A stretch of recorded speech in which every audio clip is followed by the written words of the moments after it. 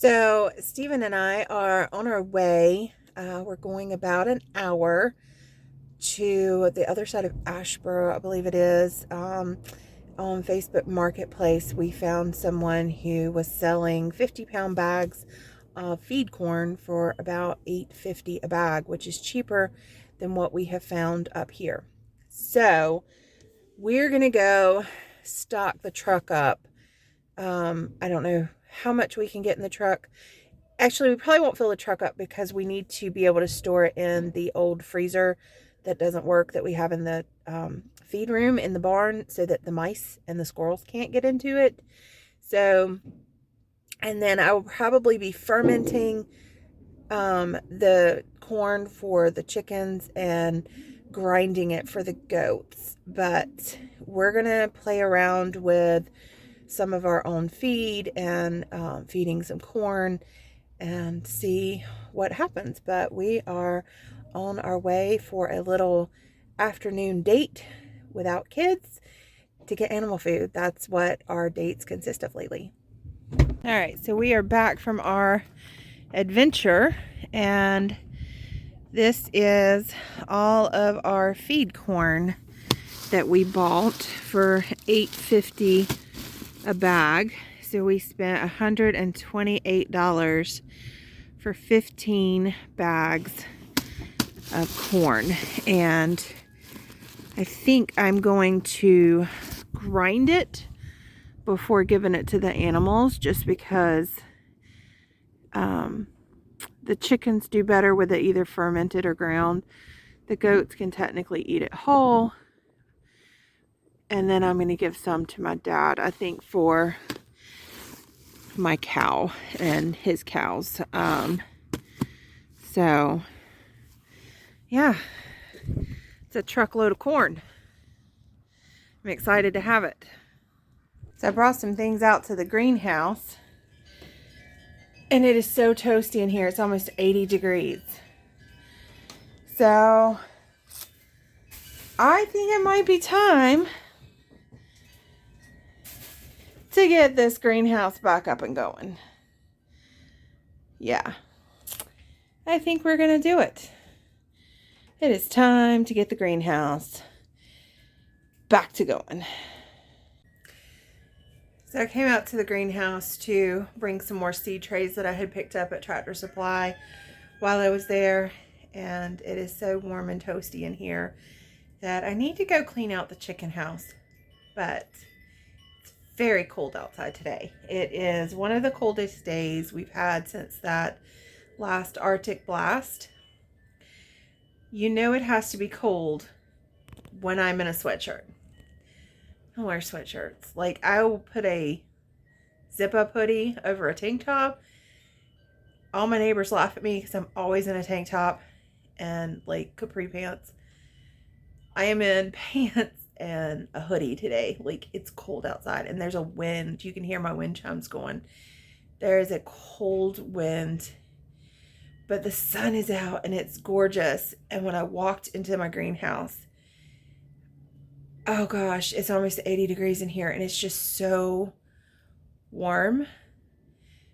And I have a chair in here sitting in the sun, and I don't want to go work. Like, I need to go set up a seed station downstairs to start my peppers because it's still too cold out here at night for peppers.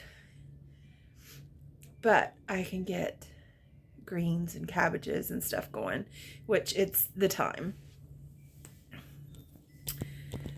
Sorry, I don't have a tripod out here. I didn't bring it because I wasn't planning on sitting out here, but it's just so warm. But yeah, so I need to get stuff doing. I need to clean off a spot in the basement. I need to clean out the chicken house. I need to move the corn out of the truck, and there are things that need to be done, but I just want to sit here in the warmth and listen to the wind chimes and listen to the chickens because it's so nice. But back to work, I guess. Someone is upset that they were not invited to the party. They've been knocking on the doors. chicken problems.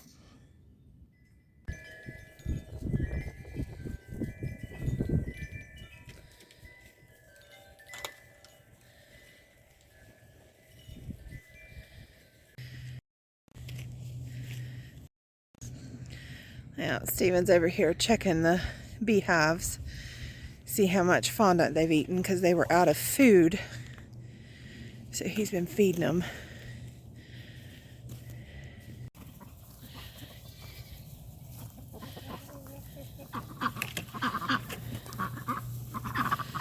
Okay, I'm losing the light, but I think what we have finally decided to do here, because the Back to Eden method is not working for me. The Bermuda grass and the pokeberries, it just, I don't know, this area got away from me, and it might be because I planted potatoes and things that were kind of hands off. But I have dumped a lot of good compost and a lot of chips back here. So I think what we've decided to do is dig a trench along that fence so that we can put weather treated boards, because there's not weather treated boards there now, against that, and go all the way out, and then do the same here against the greenhouse, which it's empty right now, so we just need to trench that area to get the boards there. These are already weather treated because it's the side of the garden.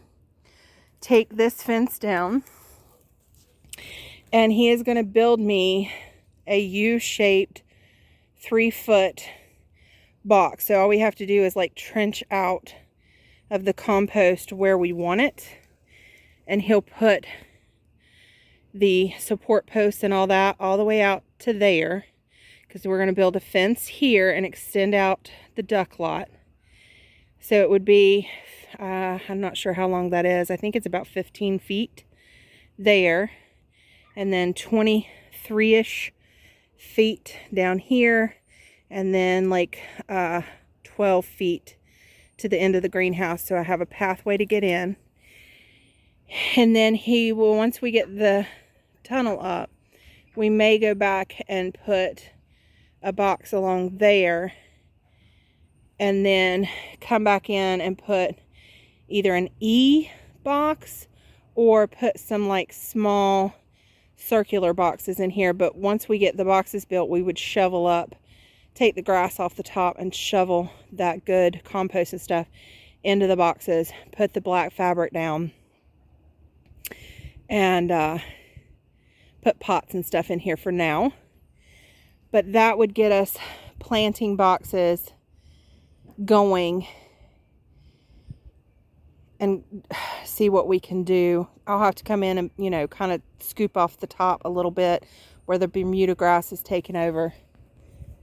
And then we will, like I said, take this fence down, cut these poles off, and reuse them as bracing for the boxes like we have there. And I will probably, right about in here, get some big flagstone or pavers or something, or have him build it out of wood and create a little bridge across, like, you know, just 2 feet wide, so that we have a little path into that from in here, as well as through the greenhouse and from behind, just so it's fully accessible and not completely cut off from this area, without having to like cut into these or anything. Although we could just cut a path right here. But I don't think that he'll want to do that. I think we'll just bridge over and call it a day. So apparently my brain just functions with boxes better, because this is my 3rd year trying to do no dig in that spot, and it's built up and built up. But the weeds there, it gets so overwhelming, I can't function. So I think I'm going to give up on the no dig Back to Eden method and call it a day. I'm also going to redo this area, this little patio. It's not quite big enough, and the space around it gets really congested. So what we have decided to do, instead of trying to like break pavers and fill it in and make it bigger, we're going to put a border here all the way across, and then same over here, and then scoop out the soil and put rock down and put the rock level with the patio so it forms a design, and then go all the way in there. And that way we can keep the weeds down in this center area.